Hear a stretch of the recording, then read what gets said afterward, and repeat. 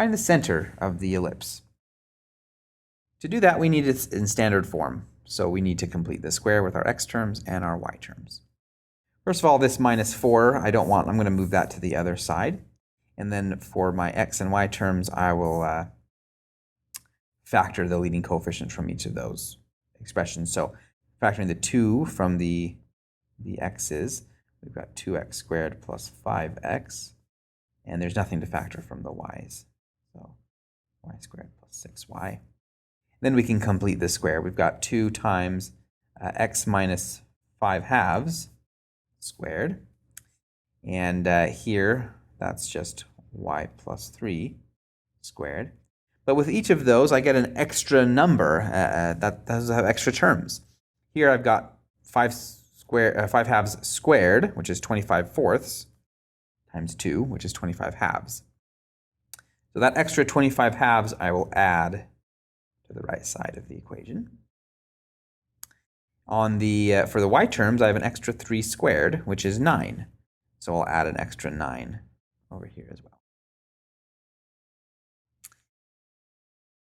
Okay, now if I go ahead and just combine those numbers that I have on the right side of the equation, I need to get a common denominator in order to do that. So that's going to be a common denominator of 2. So I've got 8 halves plus the 25 halves is 33 halves, plus 18 halves is 51 halves.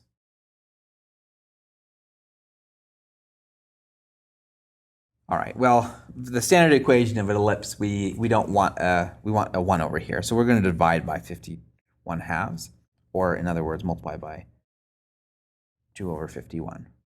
Okay? Either way, it doesn't really matter how you think about it. We get here with the x term, x plus 5 halves squared over, and this ends up as 51 fourths. And then here, the y terms, y plus 3 squared over 51 halves. Doesn't really matter how ugly those numbers are because we're only looking for the center, and that comes from these factors up here. So the x-coordinate for our center is negative 5 halves, and the y-coordinate is negative